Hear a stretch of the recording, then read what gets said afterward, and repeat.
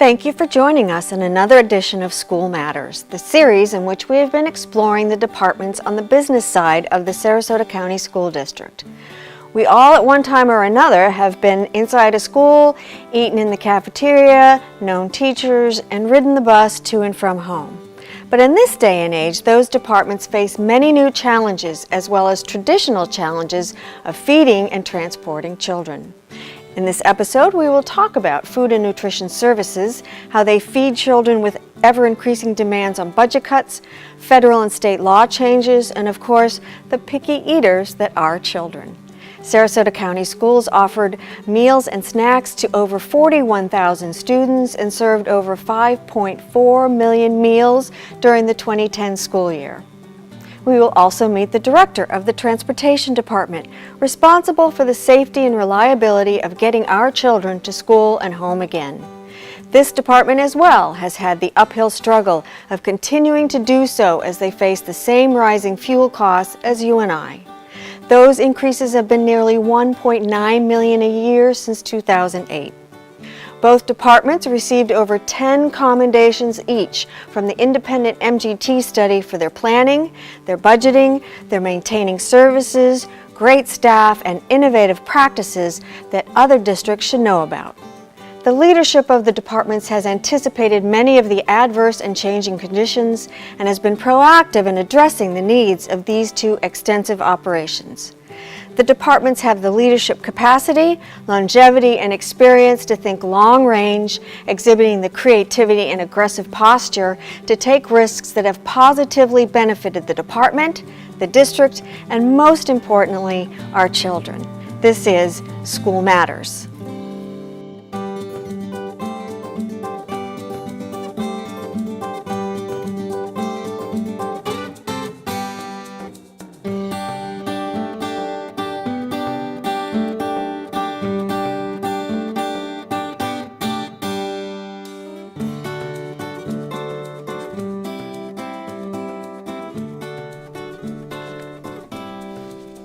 Hi, thank you for joining us again on School Matters.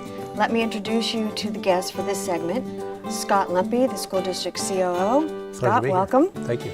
And also Beverly Gerard, the Director of Food and Nutrition Services. Welcome. Thank you. Thanks for joining us.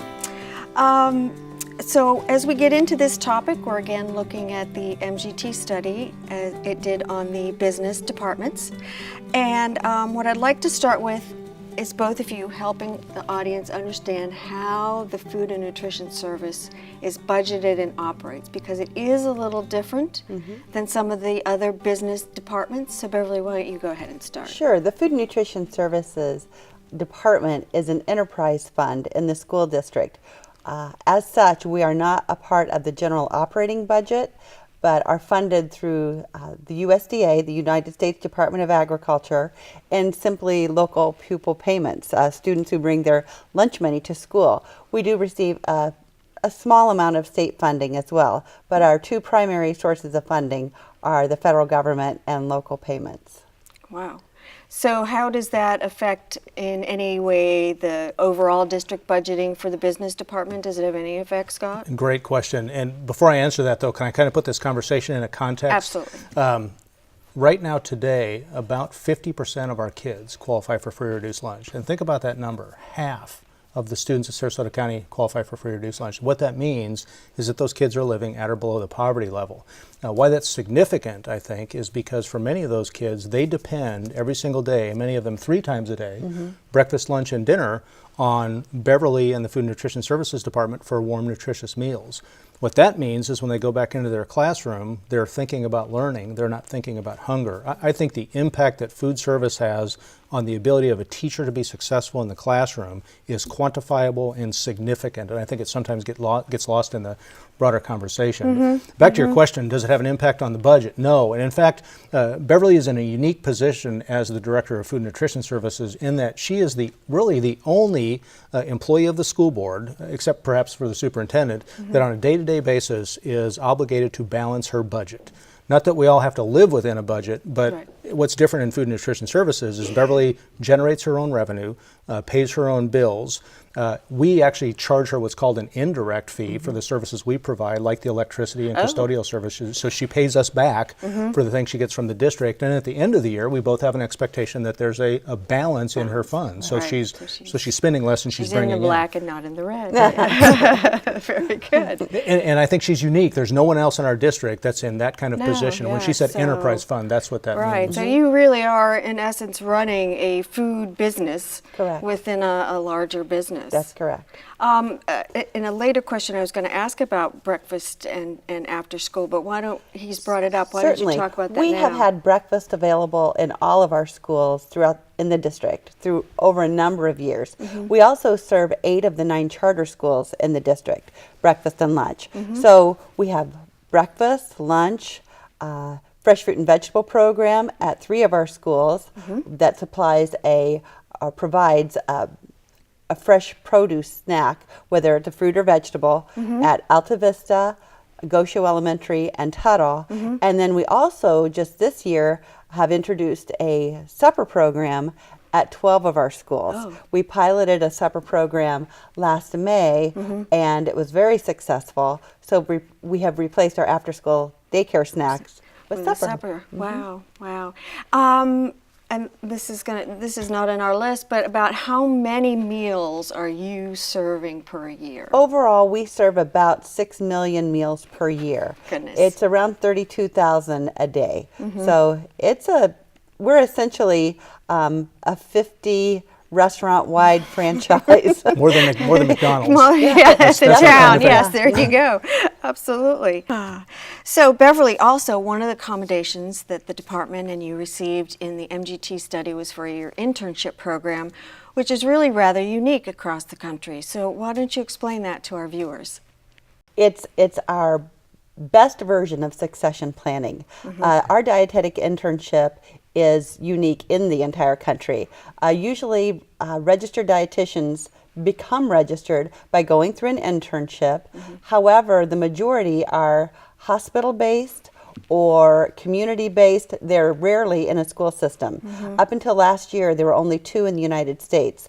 The other district in Arizona dropped their internship. So now we're it. So what we do is essentially take graduates from 4-year nutrition programs, nutrition and dietetics programs, and sometimes students with master's degrees, and they pay a tuition to be with us for an entire 10 months. We send them through all of the administrative dietetics rotations, but also they receive clinical rotations, community. We send them to the All-Faith Food Bank. As a matter of fact, the nutrition director who just left All-Faith Food Bank, Jill, was a graduate of our internship.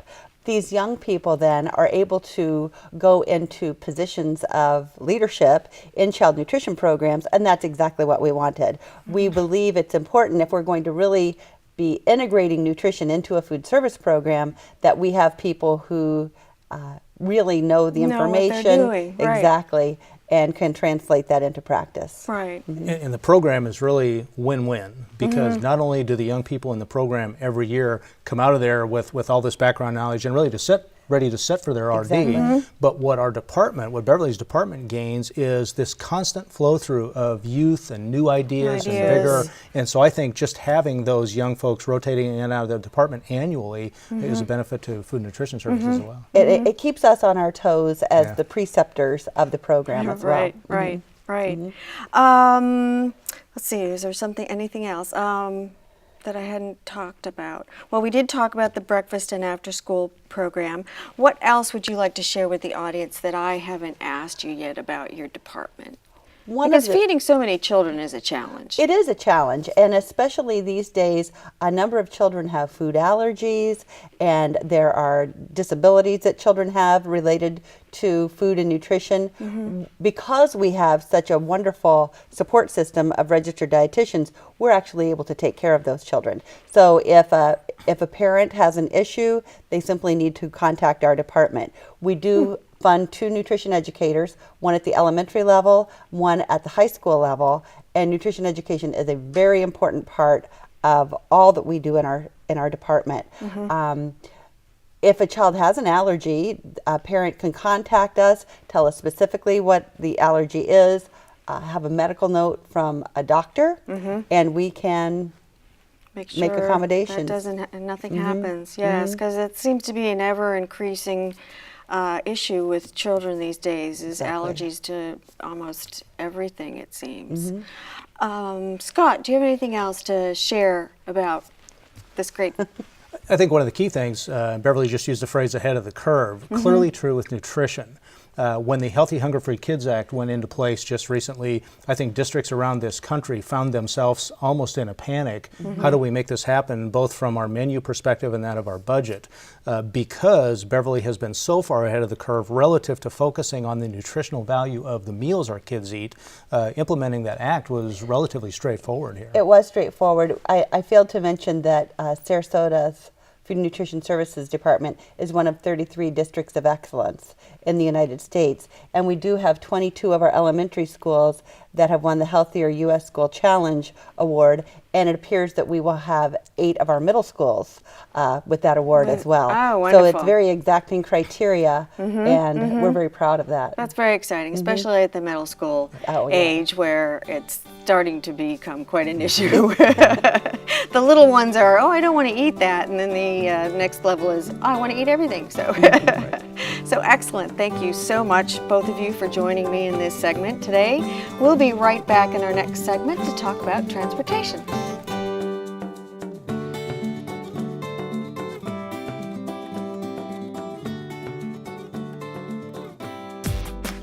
Ever wonder what makes us, the Smurfs, so happy?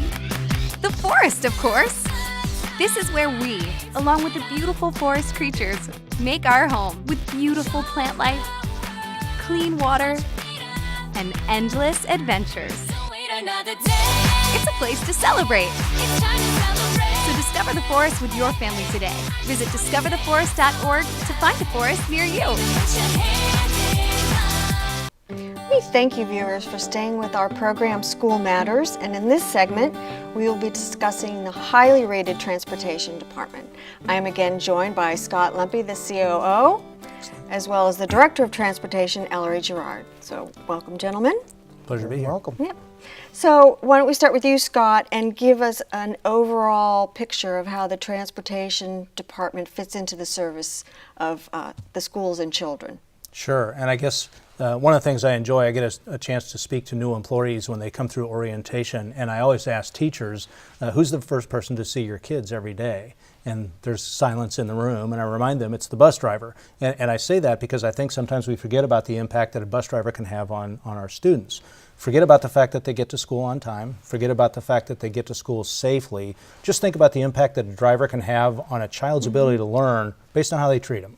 If I'm a warm and welcoming kind of a driver and I welcome your student onto my bus every day, they start their day positive, they show up at school upbeat, happy, and ready to learn. The opposite is also true. If I'm mean and nasty and I kind of treat your student that way, right, they show up and they're not ready to learn, they're spending the first period mad at their bus driver. The vast majority of drivers, thankfully, are in that first category. Right. But I mention that only because sometimes I think we underestimate or undervalue the contribution that our bus drivers make to the instructional outcomes of our organization. Very, very true, I think. So, and Ellery, then talking about getting our children safely and on time to and from school, let's talk about some numbers so that the audience grasps the vastness of what we're talking about. Because in each show, we've really been talking about numbers. You know, how many square footage we're cleaning, how many meals we're serving. So, how many children are we transporting every day? Well, Sarasota County Schools transport 17,500 plus students to school each morning and back home each afternoon. And to do this, the district has to utilize 320 buses. Of course, there's not 320 buses on the road each day. There's less than that, but you have to have buses down for routine maintenance and inspections. In order to transport these children to school, it takes the district 655,064 gallons of diesel just to get them there and home. Wow. And what is the price of diesel these days? well, currently our district, of course, we do volume buying, and we also buy it at the price that in Tampa, what it is comes in on the docks each day. And when we buy it, we're right around now between $2.98 and $3.15 a gallon. Wow, so there is a substantial, difference. The consumer thinks of what they pay and, how much is the school district having to spend on Largely gas. about taxes. Right, It's largely about taxes. Yeah. Right. A few other details is Yeah. the district has 270 drivers, and the transportation department is made up of 369 staff members. Wow. And the staff members are made up of several different categories. It takes a whole team to transport children to school, which we are doing. Over 40% of all the students going to our schools are transported on school buses. Wow. A little bit about the different types of people. You have your bus drivers, your school bus attendants, you have your routing and your IT people, you had road supervisors to make sure everything's going okay on the road, and you have other support staff. Wow, that's a very big department and very well organized, because you've been given several commendations in MGT for organization and morale and training, which goes back to what Scott said about the first person who greets the students in the beginning of the day.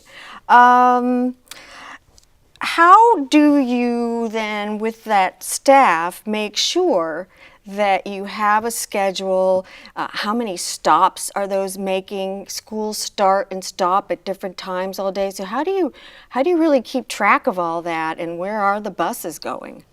Well, that's a great question, because how you do that is with teamwork. It starts out with training. First, each driver, before they ever get a chance to start driving a school bus, they have to go through 40 hours of training, which includes driving skills and student handling skills. And then you have to have a well-maintained bus fleet. And our mechanics, all of our mechanics are state certified mechanics, and most of them are master certified.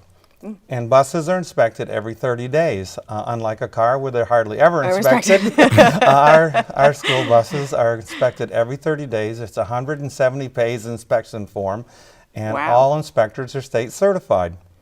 And then the third part of it is a partnership with the county.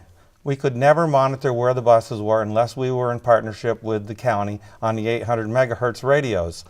So we can contact any driver anytime, and because we're a partner with the county, we can use their 800 megahertz, and at the flip of a switch, we can switch them over to fire department, police department, EMS, so there's always somebody there to respond in case we have an emergency.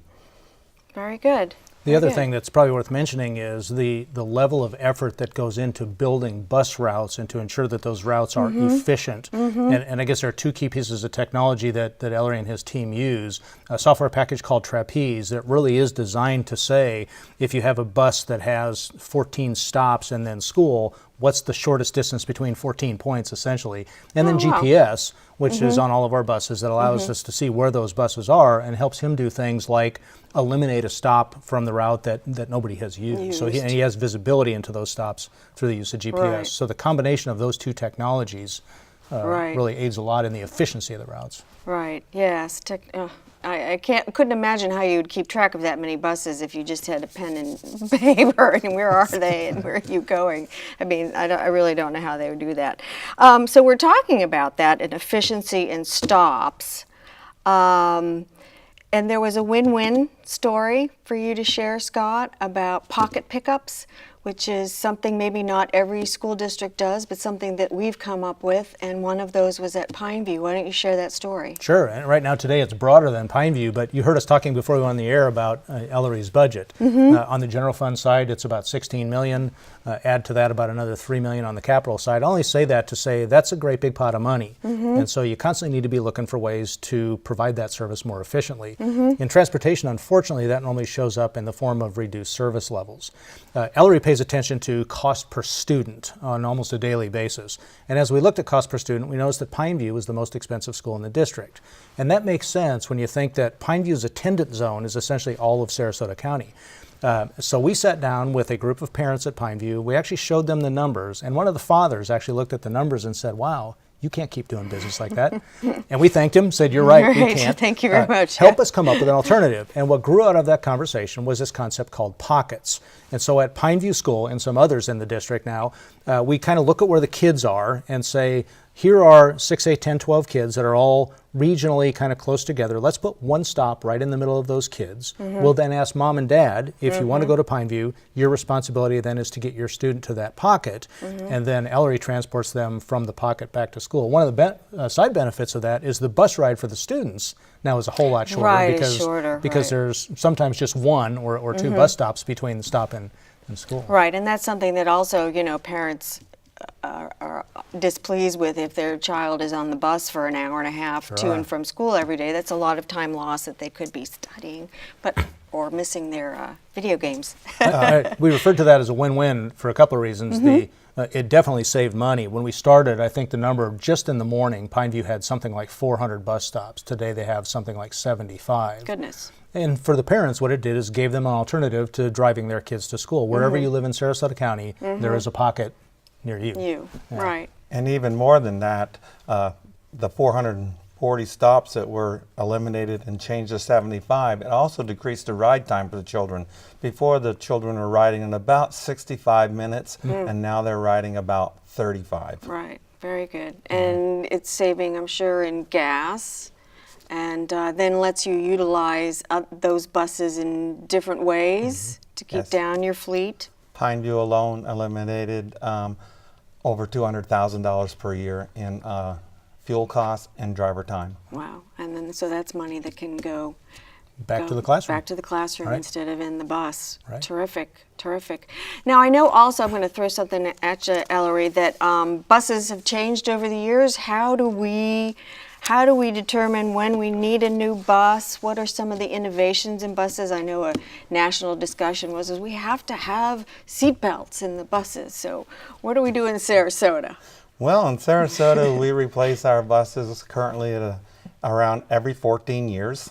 Of course, at 14 years, a determination is made which ones we're getting rid of. Some may go in 12 years, some may go in 15, based upon how well they're performing and what condition they are in. Seat belts have been in school buses since 2000. A lot of people do not realize that, but they have been. Newer buses are more fuel efficient than the older buses were. They are much cleaner. They're green buses today. Another thing about the newer buses is they're safer. They ride better. They have air conditioning. I was going to ask that one next because that's so that's so important. I think in the South. I mean, it may seem like a luxury, but you sit in a bus for 30 minutes without AC in August, back to school. Well, Sarasota was the first county in the state of Florida. We did a pilot program, and we painted all the roofs on the school buses white, and we found that it made the bus 17 degrees cooler. We still have white roofs on our buses, like most other states do not, just to keep them cooler, even though we have air conditioning now. Right. I never noticed that. You learn something new every day. One of the many innovations, we could do a whole show on just innovations in the garage, but one of the many innovations that Ellery and his team have put in place to drive down the cost of doing business. Well, and also one of the things that you were commended for in the MGT was retooling of parts and your maintenance shop of how you rework parts. Why don't you share one of those stories? Because I know there was something interesting some of the guys came up with. Well, when you keep your vehicles for 13 or 14 years, most of our vehicles, when they get ready to go to auction, they have anywhere between 225 and 400,000 miles on them. So maintenance is always an issue. When you go to sell a used bus, they sell anywhere from about $2,500 to $6,800. And that would be one that's in very good condition. The thing about school buses, they don't change except for about every 5, 6, 7 years.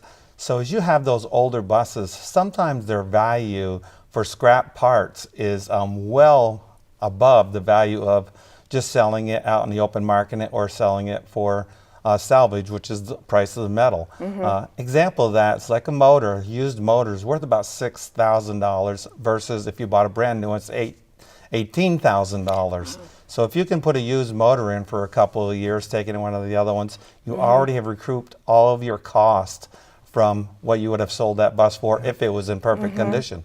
Another example is transmission. A used transmission is around $3,000, and radiator on a school bus is another $1,300 for a used radiator. So it doesn't take very long to more than double or triple what the value of the bus is by using it for parts. And the nice thing about that is once you take the old motor out, you can put it in the back of the bus you just took it out of. When you take it to the scrap yard, it still weighs the same. So it's still worth anywhere between $900 and $1,400. Yeah, clever ways to work the system. Very good. And save money. Excellent. Excellent. You were going to say something else? No? All right. So, Scott, we have just a second. So is there anything that I didn't ask about transportation that either one of you would like to share before we finish the show?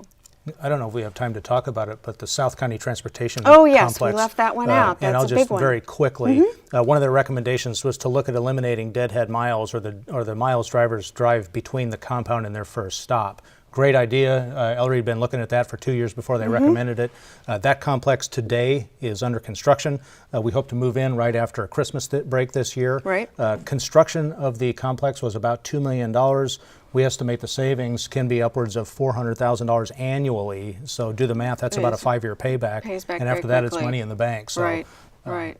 So and what schools is that going to serve? primarily Northport, Right. and the reason you had all those deadhead miles is because of the tremendous growth in Northport. If you think about where they were in kind of the mid-1990s, there were very few schools down there. Today, it's the biggest city in Sarasota County. Right, and very spread out. The developments are all over the place, so the strategic spacing of that to the schools and the homes.